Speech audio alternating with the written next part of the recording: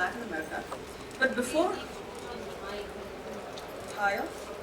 Am I audible? Yes. Okay, good. Okay. Now, before I begin discussing the indigenous movements in Latin America, I would like to talk about the people of Latin America, their origins, their history, which in a way explains their sense of identity and belonging. On the basis of which, then I will be raising a few questions, which I would like all of you to react to and think about. I want you to think on this very theme. Now, when I talk about Latin America, I'm talking about this entire region, starting from Mexico in North America to the tip of the South American continent, including, and this includes the Caribbean islands. So when we are discussing, and when I'm bringing up this topic of identity, when I'm talking about a Latin American identity, there are a myriad of issues that come up, and they come up at multiple levels. For example, at a macro level, Mexicans can claim to have a North American identity rather than a Latin American one. And this is a question that I had put to one of the Mexican academics, and not one, but quite a few actually. And their response was, why study us? Because you say you're from the Latin American division, but why us? We are in North America. So that was there, and that set me thinking. The small states of the Caribbean have a different kind of an issue. And we are talking, of course, right now at the macro level. So they base themselves more on problems of small countries or small nations. So more on their national identities. But of course, when I'm talking of Latin America, there are certain commonalities that I find more so in terms of their common historical experiences over the years. And that is one of the reasons why, of course, we are talking about Latin America right from Mexico to the tip of South America. But contemporary Latin American identity now at a micro level, and I was generally talking about the macro level so far, but at the micro level it can be traced back to the colonization of Latin America. And the date that we are given for this colonization is 1492, the year which I'm sure all of you know, Christopher Columbus, so-called, quote-unquote, discovered Latin America. Right? Now, he had been, the reason again, of course, I'm sure you know that, he had been searching for a new route to reach out to Asia and the riches of Asia, spices, etc., and to set up a trading base out there. That was the major focus. And he was being sponsored by the Spanish crown. So the Spanish crown search for this new route occurred in the context of the Reconquista movement, which was going on in the Iberian Peninsula of Spain and Portugal, which was pushing out the Moors from the Iberian Peninsula. And so there was a logic there of pushing out the Moors. The Moors who were not being converted to Catholicism were being pushed out from Spain. And the same logic then was applied to the Latin American continent. So when they discovered that here are some indigenous Native Americans, as long as they are not Catholics, they do not have any rights. And that was the kind of thinking that was prevalent in Spain. So the main aim of these, what we call the conquistadores, or the Spanish colonizers who were being guided by the Spanish crown, was to make use of indigenous labor. And in order to extract resources and simply take it back to the Iberian Peninsula, to the crown's treasury. Along with this policy of extraction came the policy of conversion. And so you have this kind of a policy which impacted on the evolution of society in Latin America. One of the main legacies, therefore, of the colonization was these rigid social divisions that they left behind. It is a hierarchical order which is based on race and birth.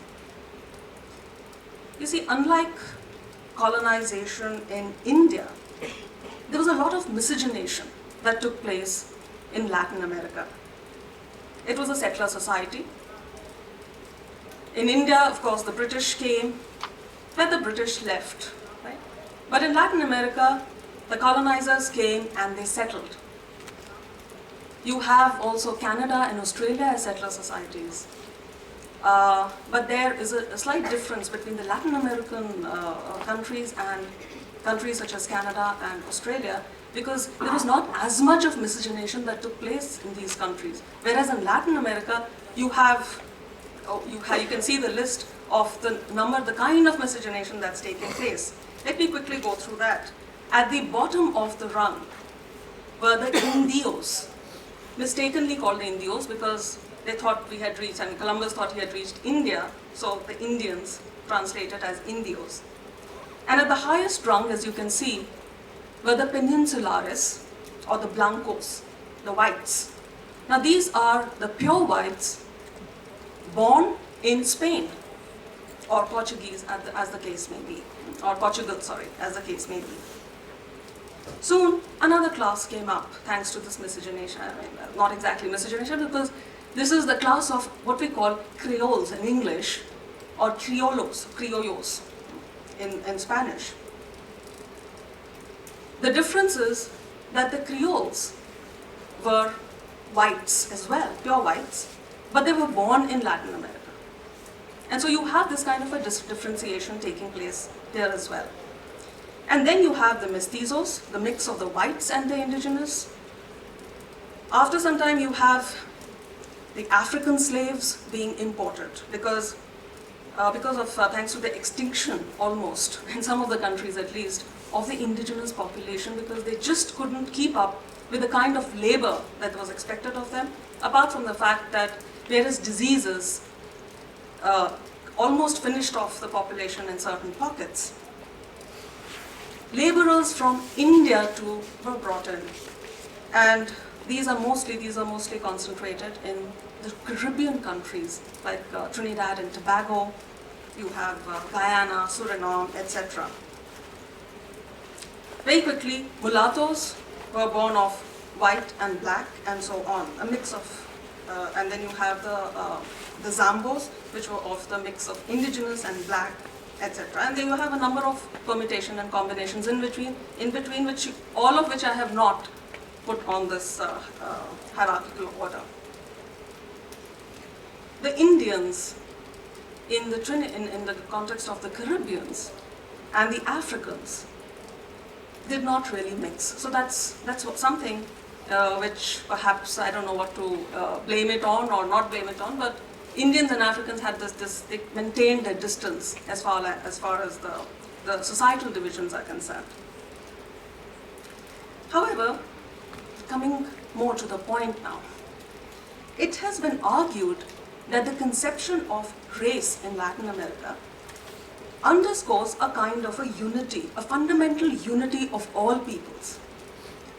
The belief is that beneath these apparently accidental or superficial dissimilarities, mind you, I'm calling it accidental or superficial, right? There lies a basic human sameness. We are all human beings, that kind of an idea, a universality. And this has been reflected in many of the thinkers also in the continent of South America, or Latin America for that matter, because there are Mexican thinkers also who were thinking that way.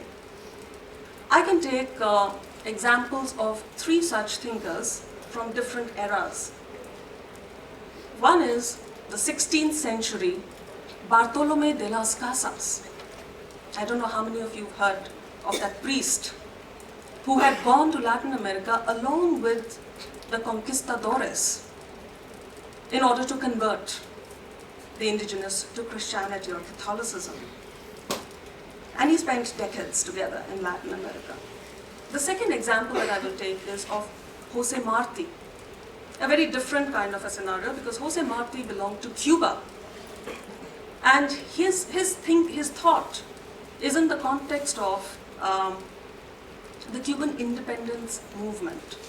So he was a nationalist. So he's thinking in a slightly different tangent. And the third example is that of Jose Vasconcelos, who is a Mexican, but he's of the, say, 20th century. So you have 16th century, the late 19th century, and 20th century, three thinkers. Let's look at Las Casas. Las Casas, being a priest, had a very humane kind of an outlook. He believed in the spirituality of the indigenous peoples, which is very unlike some of the thoughts or the ideas that were prevalent in Spain at the time about the indigenous people. I don't know how many of you would have read Latin American literature. Some of you I know do. I can see them in the crowd. But anyone else would have read any kind of Latin American literature? Anyway, I can think of novels of Isabel Allende, where she's talking, it's a story about this young girl who is in Spain, living at a she's a seamstress. She gets married to a no-good husband who has dreams of going to Latin America and becoming rich. But the kind of story, she's very hesitant because the kind of stories that she hears in Spain of the Latin Americans is of the Aztecs, who cut human beings into little pieces and eat them up. So that is the kind of thinking about the indigenous peoples that was prevalent in Spain at the time. I'll come to the next part of the novel when she actually goes there. She is from a lower class, a lower middle class, but once she arrives in Latin America, she's able to ride up in the social hierarchy, and she's one amongst the elite out there, the huge house and a huge hacienda, a huge plantation. So that is the kind of life. Of course, not everyone was so lucky, and I'm only talking about a novel, but that is the kind of life that was prevalent at the time, the Spaniards going to Latin America. But here is a Las Casas who has a very different kind of an outlook. Being a priest, he is very humane in his outlook. So he believed, and at that time it was also believed that indigenous peoples or Native Americans do not have souls. Las Casas, after he went with that belief, but after observing the indigenous peoples, he realized that they were very spiritual beings, and they were very peaceful in nature, very childlike in nature. And so he started believing in the spirituality of the indigenous peoples. But at the same time, there was a problem, because he was sponsored by the crown and he believed in the church as well. So he supported the crown. And so his kind of thinking, while he was very empathetic to the indigenous, the fact that he believed that the indigenous inhabited lands which had been conquered by the crown, they should be made subjects of the crown. And in a sense, in an equal level with the other Spaniards, with the conquistadores. So they were part of the empire. They were to be absorbed in the empire. They did not have an identity of their own. So in spite of this humane outlook, this was the outcome of, or this was the kind of thinking that even Las Casas had. And there were a lot of debates on at the time between priests, etc. So the point is that he's talking here about this universality that I began with. Universalizing the understanding of human beings, with the political implication that the indigenous peoples had to be integrated. And integrated where? Under the umbrella of the crown. He had also supported at a point of time, because he sympathized so much with the indigenous, that he supported bringing in of the African slaves, because indigenous labor, according to him, could not survive the kind of treatment that they were being accorded. But of course, over a period of time, he realizes that he is mistaken in this kind of thinking, and so he gives that up. Slavery, he says, was unjust, regardless of what race you are from. Anyway, going to Jose Marti. I began by saying that his ideas developed in the context of an independence movement from Spain. Therefore, his ideas reflected a sense of nationalism, national identity, and he wanted to cement the bonds of citizenship. That was what was most important, uppermost in his mind. Jose Marti is also thinking, his thoughts are prevalent at a time when there is a scientific study of racial variations that are going on in Europe. It was prevalent in Europe at the time. But Marti felt that the project of seeking to understand the distinctive characteristics of each race was futile. Ultimately, after all, we are members of one human species. So, Marti is also coming down to the same universalization of all human beings. He is arguing for racial harmony between, in Cuba it is more in the context of blacks and whites, because by this time, most of the indigenous population in Cuba had already been decimated. So he is talking about setting aside all differences and fighting for Cuba in unity. That is the nationalism in him, for independence of Cuba. You're not fighting for a specific race. Jose Vasconcelos. The picture that emerges, he's a Mexican, and the picture that emerges from Vasconcelos is a little more complicated. His most famous work was called The Cosmic Race, La Raza Cosmica, which was published in the early 20th, around 1925 or so. It was a philosophical attempt to explain the place of man in society. He believed that history always tended to bring certain races together. And so he's talking about the mixing of various races on Earth. And history invariably does that. It brings various races together. But in Latin America, he said that this kind of a mixing of races was very unique. It was very different from what had happened elsewhere. And it had generated a new kind of people, a new sort of people, the mestizaje, or racial miscegenation, racial mixing. But this race was something that was progressive. He's not talking about it as being a degenerative phenomenon. He's very proud of the fact that this kind of a miscegenation had taken place in Latin America, which was a mixture of 4 basic races.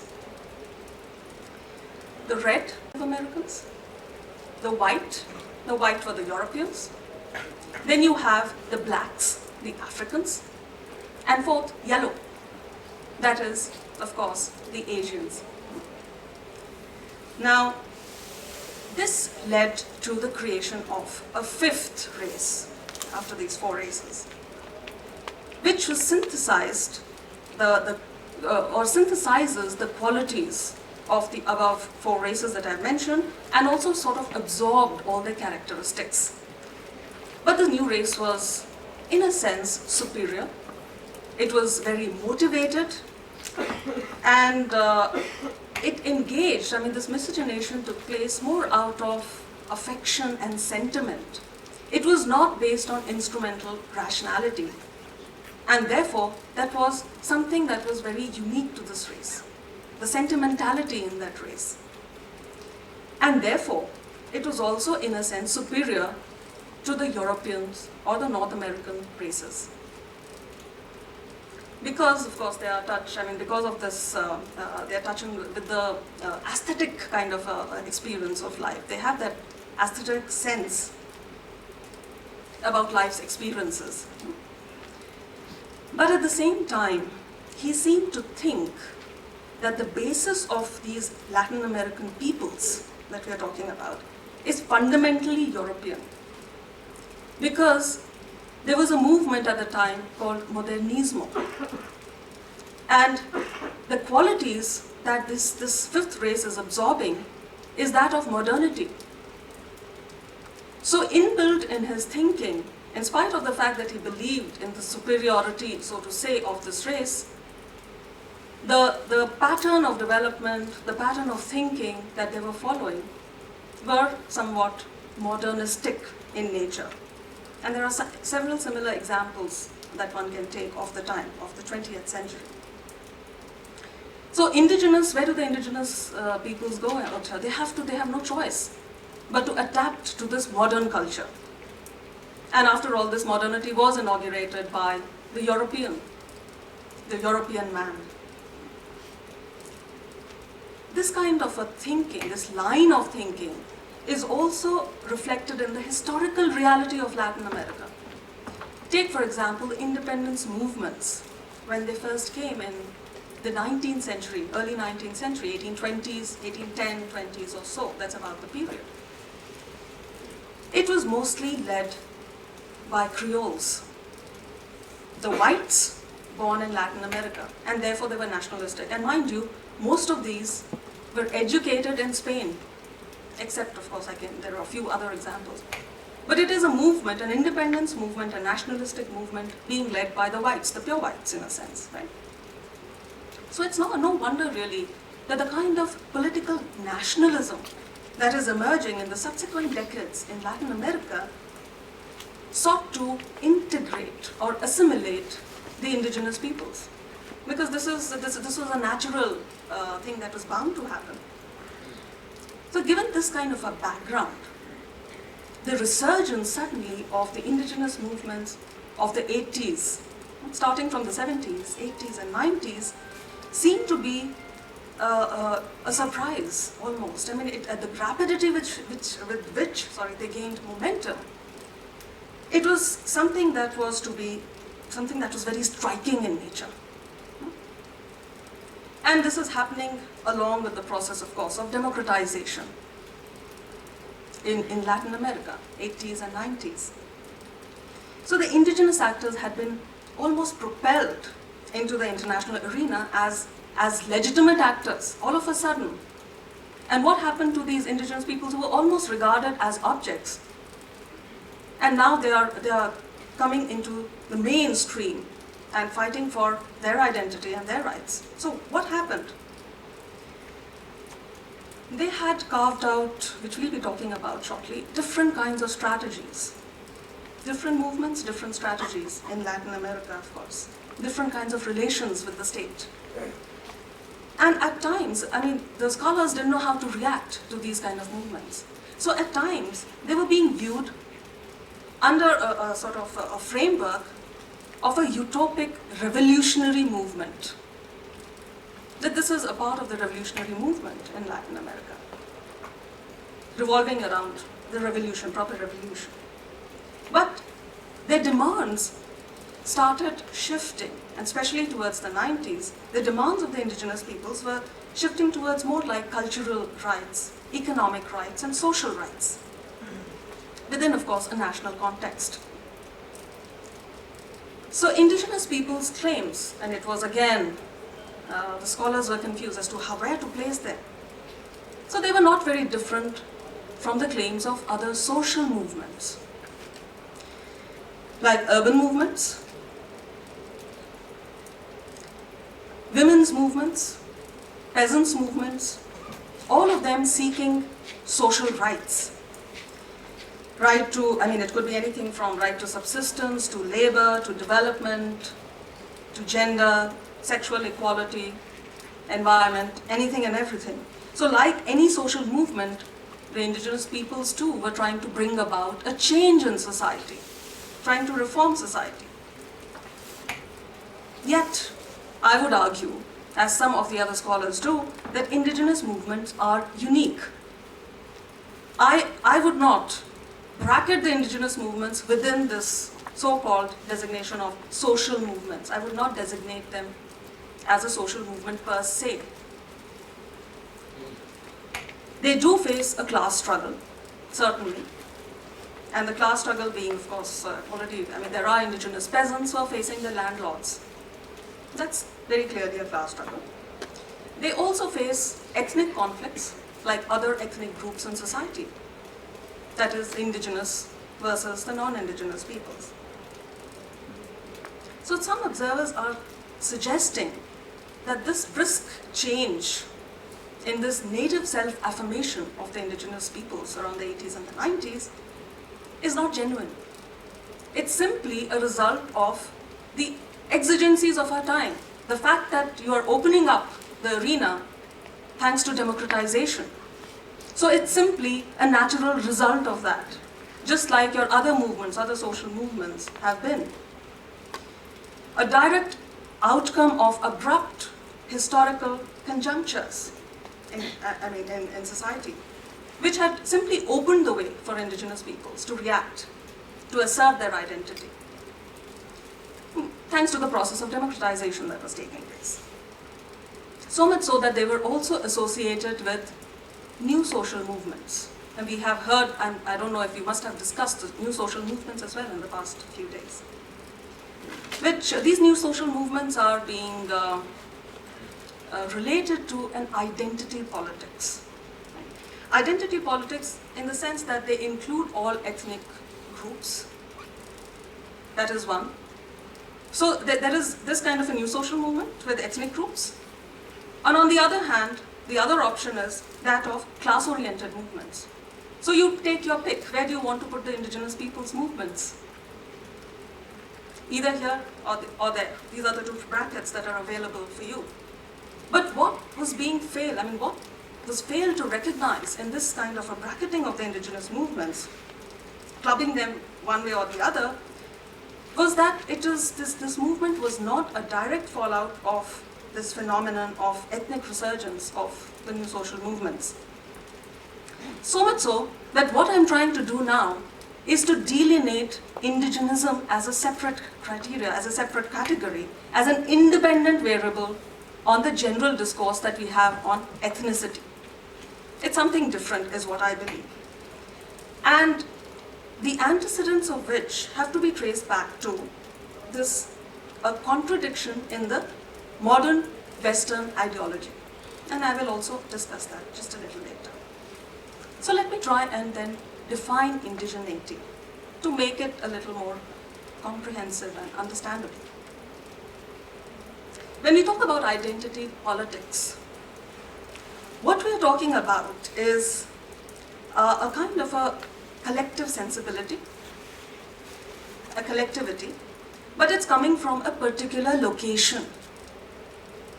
And it is defying the universal categories, any kind of universalization. Universalization which tries to suppress this particularity. So a location here could mean anything. It could be a distinctive social memory. It could be a consciousness, or it could be simply something that you're practicing. But there is this particular location from where the identity politics is occurring. Let me take an example. A workers' movement in Nicaragua, I won't go into the particulars, which was around the 80s, 70s and 80s. Sandinista workers' movement is what it was called in Nicaragua. Here, the women labor was very unhappy with being clubbed together with the workers' movement. And they sought an identity of their own. They were very disillusioned with this category of class that had been put on the workers' movement, because it ignored specific attention to the women's experiences as workers. This is an example of identity politics. How do we now separate this experience from that of the indigenous movements? And that is what I'm trying to get at. How do the indigenous peoples really define themselves? How do they fit into this milieu of democracy with so many other movements that are also coming up? Do they have the right to develop in their own way, according to their own desires, at their own pace? And in ways in which do they have their own ways to participate in the process of national development? And these are some of the questions that come to mind So who really are the indigenous? If we take an estimate of the number of indigenous peoples, around 45 million, which would be about 12.76% of the population. They are, of course, the indigenous peoples vary from country to country, region to region, within Latin America. For example, countries such as Bolivia would have, the majority of the population would be indigenous, maybe about 60 to 70% of the population is indigenous. But at the same time, they constitute, the lower economic and social strata in Bolivia. They're that as against the mainstream, in spite of being in majority. This identity of how to, this leads us to the question of how to define, how to place the indigenous peoples in this context. Because this terminology is being debated at several levels, political, economic, cultural. How do we define indigenism? Self-definition constitutes a major part of indigenous identity.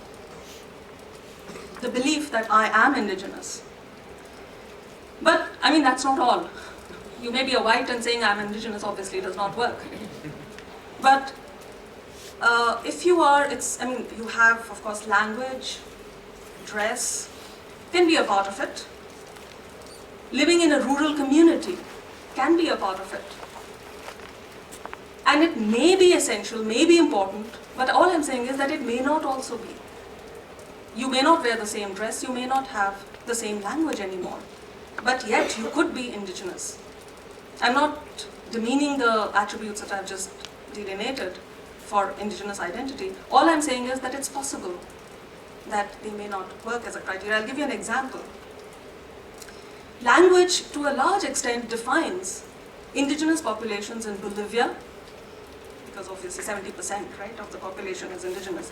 Honduras, Mexico, Panama, Peru, these countries generally are defined by language alone.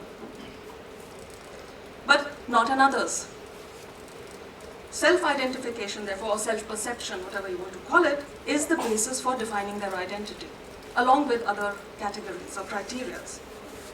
Example is, let's say in a census that was taken, I'll just take 3 countries very quickly.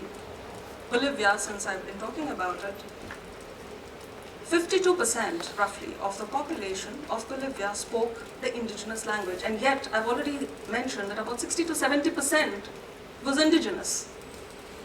Right?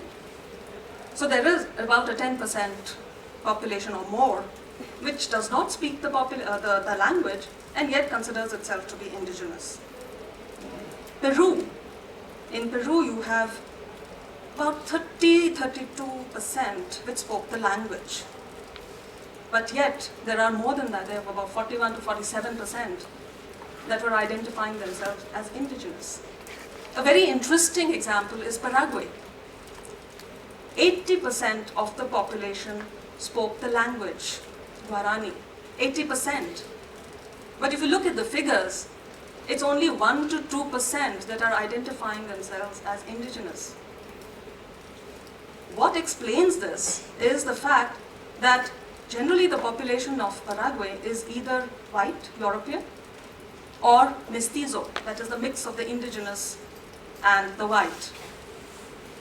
But the language is a part of their national identity. And so most of the people speak in that language. So what is called for really is a multiplicity of indicators. It could be language, it could be self-identification, it could be geographic location, it could, and of course, ancestry is important here. But these are some of the indicators that I have given out. There is disagreement. There's a lot of disagreement on the indicators. But see, these are some of the basic ones. In fact, the very idea of being an Indio, I already have told you that it was right at the bottom of the social hierarchical structure. It was considered a stigma up till now. So much so, the Spanish used the term Indio not to identify an ethnic class. It was more used in terms of a backward class. the backward class could even be white, yet they would be called Indio. So it was, I mean, that's the kind of stigma that was attached, and that is why self-identification earlier was a problem, and now you see the indicators or the population of the indigenous peoples increasing. And part of the reason is that they have now started identifying themselves as indigenous. It's no longer considered to be such a stigma. There was a point of time when the concept of indigenismo or Indianismo came, which was the other extreme. You start glorifying the indigenous. So much so, this happened in more of the mestizo countries, like Mexico. But the objective here, in both cases, was integration of the indigenous people into society. But given these changing ideas or idioms, identity cannot really be said to be eternal. Identity does change. It evolves over a period of time. But at the same time, it cannot also be an imposition. You cannot impose an identity on anyone. I'm sure I cannot impose an identity on you. Right? So therefore, all this explains, in a sense, this resurgence of indigenous movements from the 1980s. They've been participating in social movements, yes, but with a distinct identity now. Earlier, they were participating as a part of the social movements, perhaps. And it has, of course, the considerable changes that we see from the 1990s coming into society. Let's look at some of the variations in these indigenous movements that have taken place in Latin America. Guatemala is a good example to begin with because it was a massive participation of indigenous ethnic groups. It was first witnessed in Guatemala, and it is in the 1980s in the context of a civil war that was taking place in Guatemala. 66% of the population in Guatemala is indigenous. There was a revolutionary political military organizations. There were many organizations actually, but they all united under the Guatemalan National Revolutionary Unity. What is important here is that this is an example of a more revolutionary kind of a indigenous movement.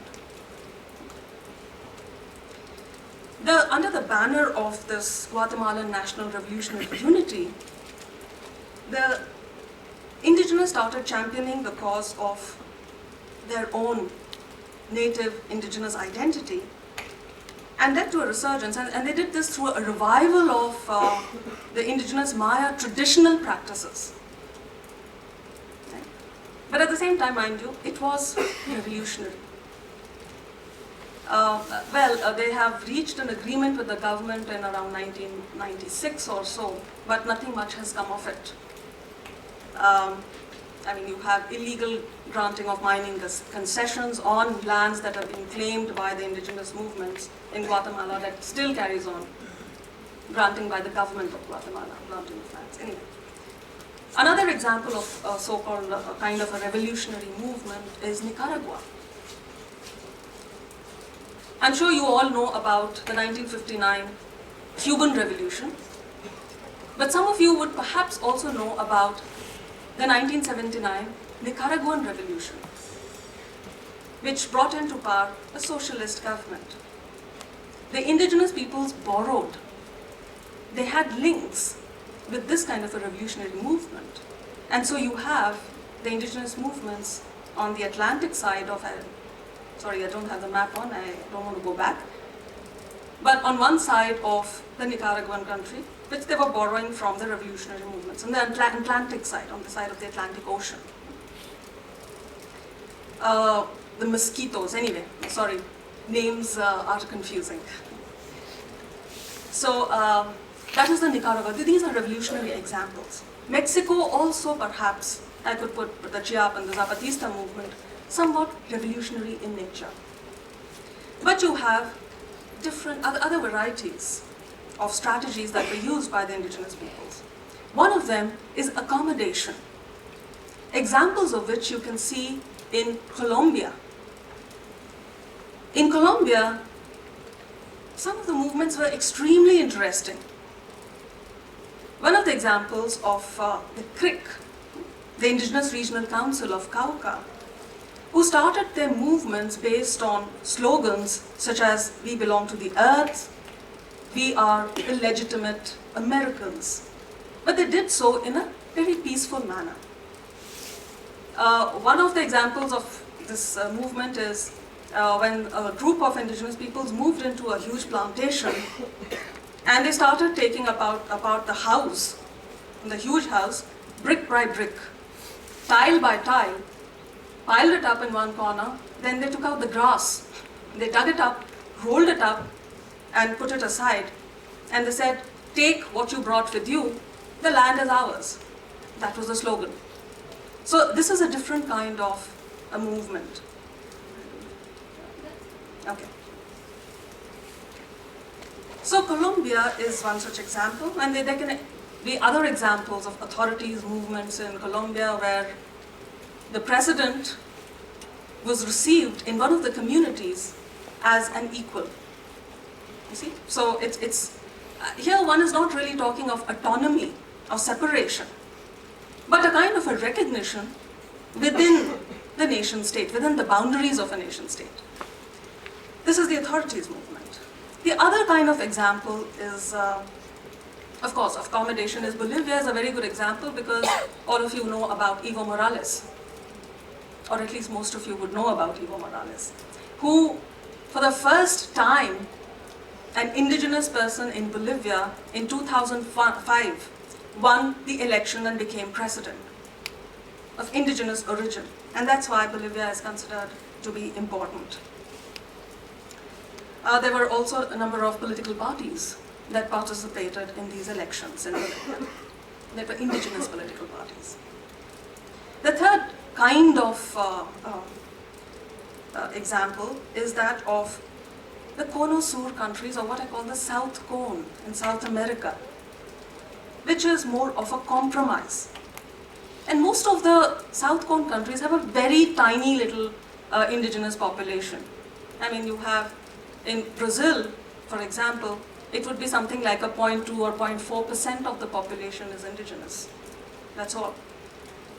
Paraguay, I've already said, 1 to 2% is indigenous. So you have a compromise that has been reached between the indigenous peoples and the government.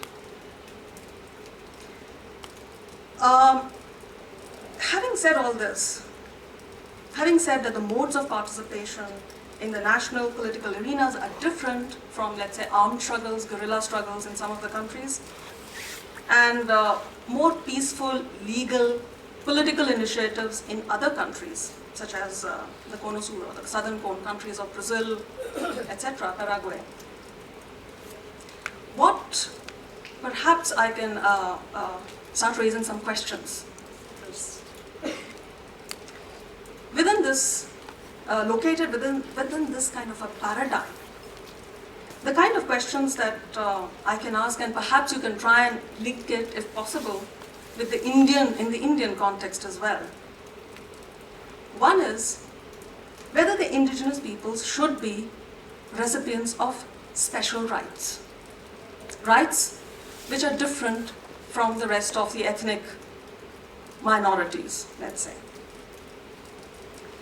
Because obviously the indigenous peoples have special cultural, historical ties within their territories.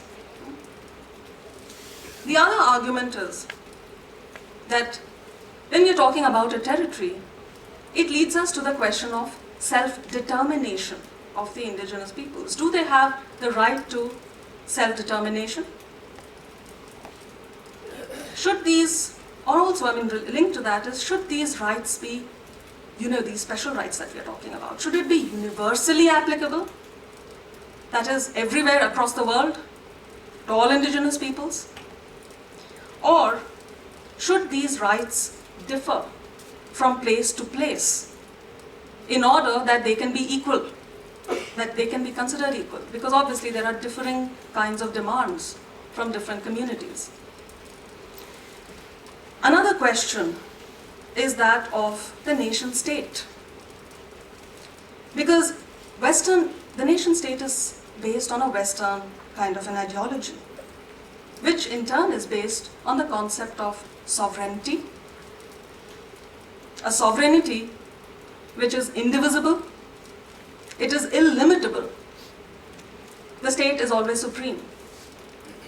That is the Western idea or the concept of state. But now you have, on the other hand, the indigenous peoples questioning the very concept of this indivisible sovereignty. Because they are talking about a recognition of their own kind of legalities. What we can call their customs, or what I can also call, therefore, customary laws. Can this sovereignty conceive of a kind of a parallel, alternative, equal system of law that exists along with the nation state? Because indigenous peoples too consider themselves to be nations within the boundaries of the nation state, but nations nevertheless. And their concept of their national security is intimately connected, related to their survival as nations. So what are we talking about here? We are talking about cultural security, which has to be preserved. And how do you preserve this cultural security? Through your the political rights, territorial rights, social rights, what you have, economic rights. Which means, in simple words, that not only are you giving them the right to retain their land, if we agree to such a thing, but also the right to control that land in the way that they see fit. Right? So, maybe a kind of a communal land system. So there are many internal contradictions within this kind of a debate that has been on, that run along certain issues. Issues of self-determination, representation, issues of autonomy, dependency, issues of sovereignty and citizenship, or tradition and development. There are, individualism and collectivism. So you have these varieties of contradictions that are framing the indigenous movements today, and especially in Latin America. Because most of these movements do retain a local character.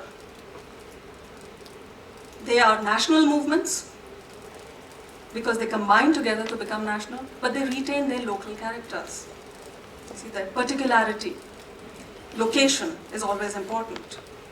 So indigenism is not simply about social, cultural, political rights, but about recognizing primarily the inherent right and the historical right of these peoples. And I'm tracing back this historical rights to before the formation of the nation state in Latin America. That is prior to colonization. So, we are not talking about an autonomy in isolation. We are talking about an autonomous participation, but in a democratized polity within the nation state. I wanted to make that clear. The idea is to balance this plurality. It is the indigenous idea, at any rate.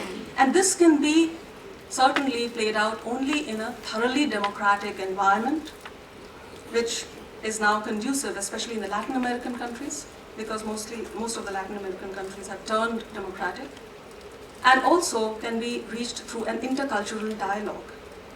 I'll stop here with the last few words, only to say that the idea was not to say any final words and close the debate, but to actually instigate a debate now. Okay, thank you. Yeah, there's one more. So we have a second round. Okay. The first question about imagined or real. There have been a lot of debates on this because identity can be constructed. It certainly. And some of this identity certainly is imagined. But I believe that one really feeds the other. When you're talking about an imagined identity, it's not simply the fact that I say I'm an indigenous and that works.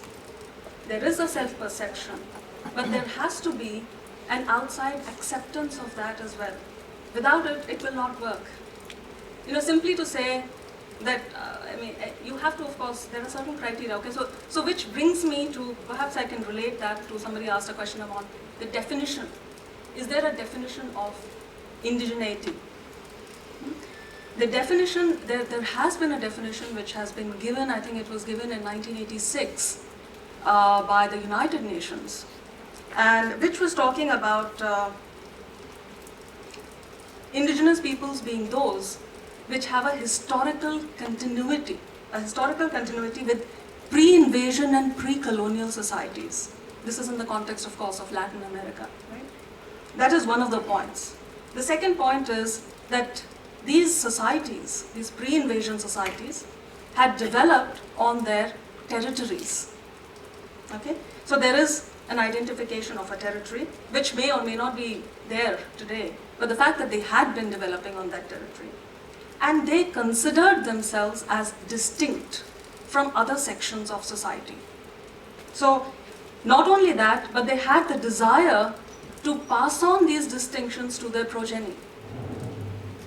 That was the kind of definition that came up. In the context of Latin America, this works very well, because we are talking about a pre-invasion and a pre-colonial society. So you can you can get a list of criteria, and the fact that quite a few of the communities, not all, but quite a few of the communities have been maintaining that cultural identity. Legal identity is somewhat difficult, but cultural identity certainly. So going back then to your second question was on, this ethnic resurgence, did it lead to certain civic rights? The indigenous... Does ethnic versions of identity, pave the way for the attainment of civil rights and right to self-determination? Here I would like to draw a kind of differentiation between ethnic identity and indigenous ethnic identity. Because my argument has been that, you see, to begin with, this indigenous identity was a part of class identity, right? It was only classes that we were talking about, be it the peasant classes or the workers' classes. And so, the indigenous identity was somewhat dissolved in the class identity. But it's only in the 80s and the 90s that we suddenly start talking about ethnic identities. Before that, ethnic identities too were not being discussed. So your civic rights, at least in the Latin American context, are coming into being, yes, with this ethnic, the demand for ethnic rights, but also in the context of an indigenous ethnic right that was being demanded. So you have, there is a kind of a trajectory here, if you can imagine it, a class dividing itself, moving towards ethnic identity, and then again dividing itself to move towards an indigenous ethnic identity. So much so that most of the constitutions now in Latin America have acknowledged in a major way indigenous rights. So, okay. Revolutionary movements of the indigenous, and what are the links? Certainly there have been links. Because to begin with, there was a Marxist conception also of the indigenous people.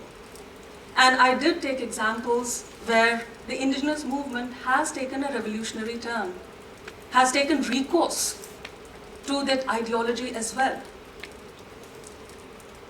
In fact, let me digress a little out here and talk about another kind of movement, so to say, in the church that had come about, a liberation theology. A movement of the church, but somewhat Marxist, which is why I brought it up here, somewhat Marxist in its approach, which was talking about not simply indigenous, but other classes, other categories, not classes, categories. So it was in that sense dividing it into class. But so you do see these links. These movements did influence the indigenous movements and vice versa. But again, to come back to my original argument, it has not stopped there. It's not as if the indigenous movement has moved beyond simply, that's simply, revolution was simply a strategy. You have examples like in Peru, for example, the Tupac Amaru movement, Shining Path, which did have its indigenous components. But it is not the main aim of the indigenous bracket of that revolutionary movement. They were simply a part of it to somehow achieve their goals. But there have been other variations as well.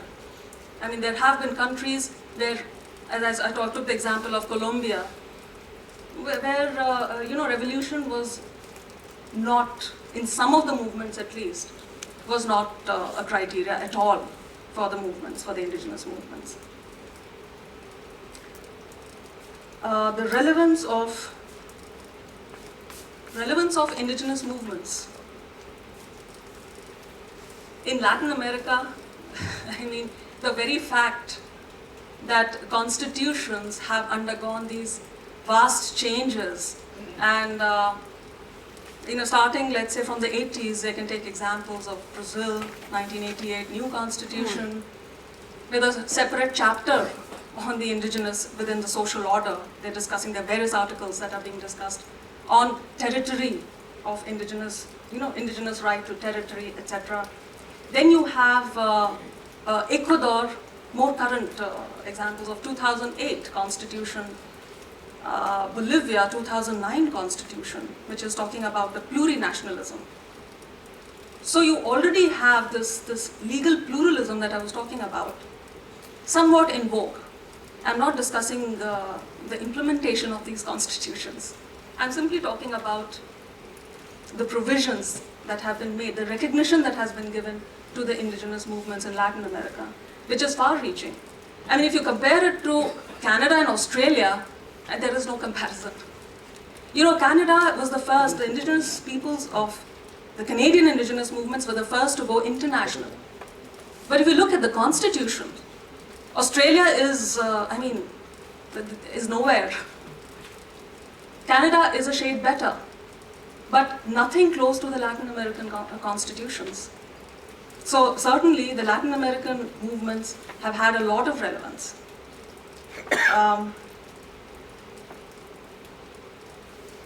The dichotomy of whether in Latin America, was there assimilation, integration, isolation? I'd say all three. There have been cases, let's say, in Brazil and some of the other countries as well which have the Amazon region, where you have isolated communities that still survive today. This isolation, mind you, is not that has been deliberately done, in the sense, of course, it is deliberate, but it is thanks to the desire of the indigenous peoples as well. So much so, if you look at the Bolivian constitution of 2009, there are provisions that the indigenous peoples have the right to remain isolated if they so desire.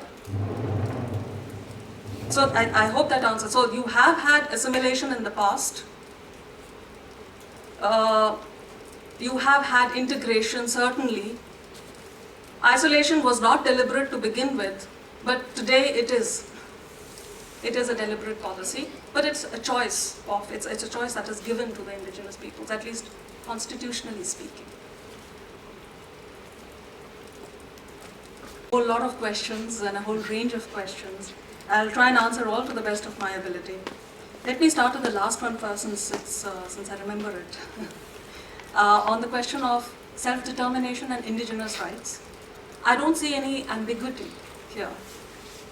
Self-determination is, of course there are problems of self-determination within the context of a nation state.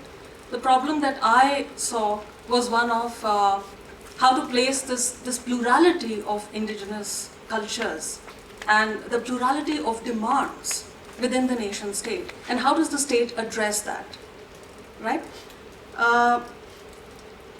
It is a difficult proposal, certainly, but there have been attempts that have been made, genuine attempts, at least on paper, that have been made to kind of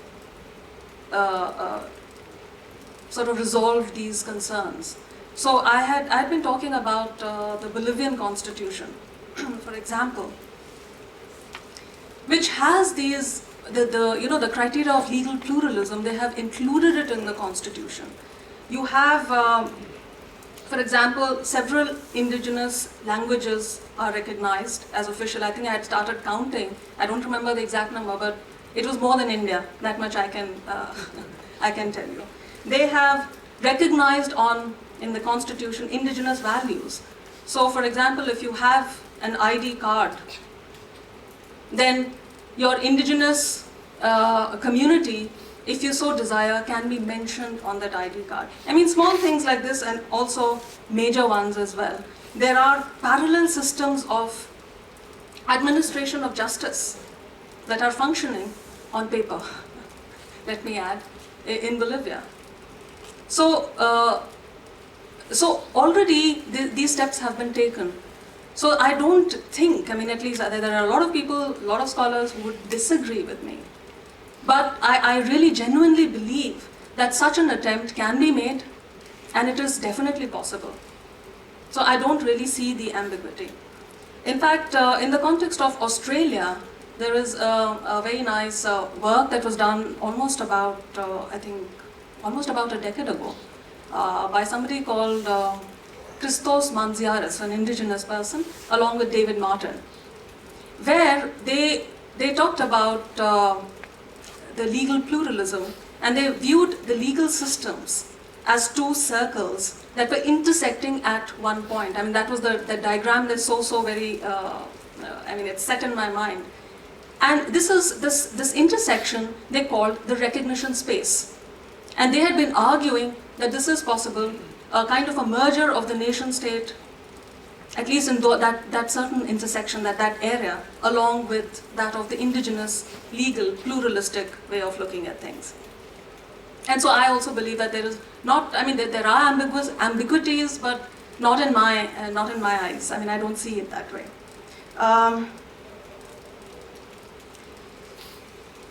Are there separatist movements in Latin America? Certainly. There are all kinds of movements in Latin America. There have been separatist, I don't know how to, I mean, in the sense that, but most of the movements eventually are within the confines or within the borders of the nation state. So if you're talking about a lot of revolutionary movements that have sought to, I mean, the separatist movement, you can see more perhaps in the case of Canada rather than Latin America. But even there, I would say that, and I'm not talking about simply the indigenous movements here, but even there I would say that ultimately it has been resolved, at least so far, within the context of the nation state. But attempts certainly have been made. Very quickly, there was some question about democracy and how the indigenous peoples have been given a voice under democratization. Certainly democracy has opened up avenues for the indigenous peoples' movements. I think you made, I don't know who it was that asked the question, do they fit in or do they not fit in? They do fit in. They do fit in under democratization. It's possible to make them fit in, and they can fit in. But there are scholars such as Rodolfo Stavenhagen who would be talking in terms of internal colonization. So you have the nation state, the government itself, turning the colonizer in this case, as far as some of the indigenous movements are concerned. I'm sorry, I think perhaps I'm missing some of the import of the questions because there are too many. When did the indigenous movement start? And have the, I would say that, yes, certainly, the historians have ignored, I completely agree with you, with the points that you made. Historians have ignored indigenous movements, but it's not as if, you see a resurgence of indigenous movements in the 80s and the 90s. But sparks of it you can see over the history of Latin America. A very good example is that of Emiliano Zapata, the early 20th century. And now the very name of Zapata has been borrowed for the Chiapas movement, the Zapatista movement in Mexico. So you have, it has had a history, certainly, there is no debate there. I would also like to add, since you were talking about the kind of slogans that some of these movements have had, well, let me add one more slogan to that. And this is very typical of the indigenous movements. It goes something like this: this belongs to us, but it is for you too. And it is so very typical of the indigenous. The land is ours. You take what you brought with you. Nature, you see, this belongs to us, certainly, but it also belongs to others. But in that, let's not destroy it. Let's respect it, let's conserve it. That is the import of this belongs to us, but it is for you too. So let's share. And this is where the idea of, I was talking about the sovereignty of the nation state, illimitable sovereignty, etc., indivisible sovereignty. But here you have the indigenous idea of sovereignty, which is a shared sovereignty. And that is the import of this statement. The neoliberal challenges and whether class movements have made a comeback, I don't see it that way, which is why I was sort of stressing on the identity issue, which has become so very important today. Certainly there are, within this identity, there are other movements as well. There are other streams, there are other problems that you can see of, say, women's rights or other kinds of rights. Within the indigenous movement, this problem of customary law, which needs to be resolved. But my take out here would be, do we resolve it in the universal way? Like there are certain basic fundamental rights, certainly, that should be universally recognized. But at the same time, I would say that let's look at their customary, local way of resolving these problems, be it also of the women's movements. Certainly, as I said, basic fundamental universal rights would stand. And most of the constitutions in Latin America also say that. They make it very clear that you have basic fundamental rights, and then you have a parallel judiciary which is running as far as the indigenous autonomy is concerned.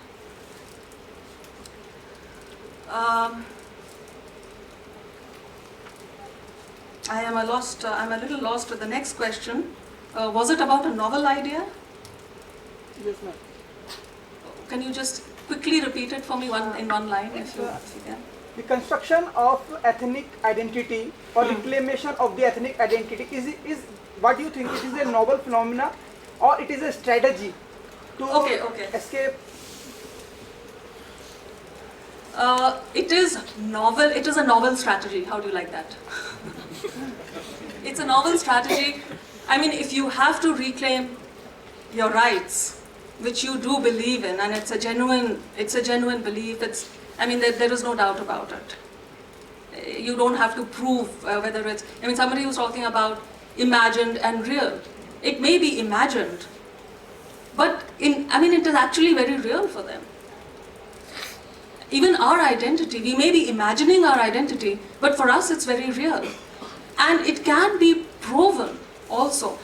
For example, sorry again if I'm taking too much time. In Colombia, again, I go back to Colombia, and one of the movements out there were claiming right to a particular territory.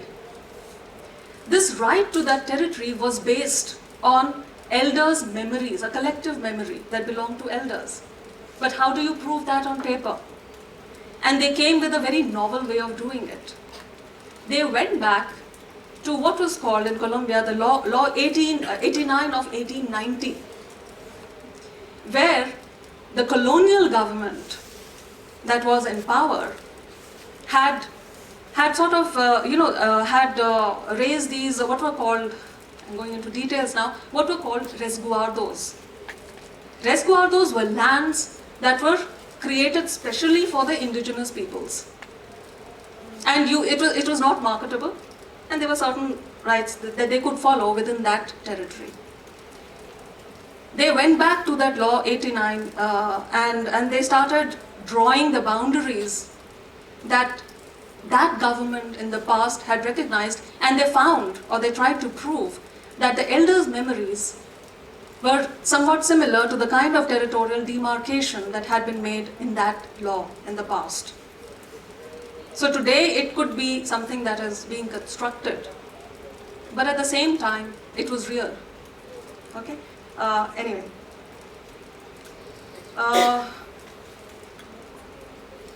I'll come back to Malvinas just a little later. One more question about the indigenous. Again, it was, you had raised that point, which I, of course, I agree that it was imagined, real, but it's a mix. But it's a very an example that I have used in my class on Canada. On one of the indigenous groups in Canada, the Dene. The Dene were claiming that one of the Arctic communities were trying to claim the right to their land, because thanks to a gas pipeline which the government was constructing on their territory, and it would create a number of problems apart from environment, etc. It would disrupt their entire life, the way of life. The government's argument there was that their identity that they are claiming and the land that they are claiming is imagined. Why it's imagined is because the Dene are in jeans and they ride bikes, they have disposable incomes. So why, I mean, how can you call them indigenous? See, that is the problem there. That is an example that I'm very fond of taking. So, the last question on Malvinas. It doesn't have to do with the indigenism as much, but this is purely personal. I mean, I cannot help but sort of be a little sympathetic to Argentina on this matter. In spite of the fact that the argument by the British is that most of the population is English speaking and had settled in from Britain. But you know, I mean, it's not simply a question of Malvinas, it's a question of all the territories in the Latin American Caribbean region which are still dependencies. My sympathies are totally with them. It's a very short answer. The Japanese Prime Minister, Alberto Fujimori, is what you're talking about. There is a lot of, there are a lot of accusations and counter-accusations that have been there with Fujimori. The fact that he was at a point of time allied to the United States, and the reasons when it, you know, I mean, the United States has a long history in the Latin American region, and in fact one of the advisors of Fujimori, Montesinos, was supposed to be a human rights violator, a very well-known violator, but yet nothing much could be done about Montesinos at that point of time. But now that Fujimori is out, I mean, well, maybe the Peruvians would perhaps not want them back. And your last question was on BRICS, is it? What about BRICS? I'm sorry. Maybe we can continue this after. Post. What do I feel about BRICS, or was it? BRICS, yes. What about BRICS? The import of BRICS? The agreements of countries, including Russia, India. No, I'm not able to hear I you. think, can we continue with this post? Yes, please.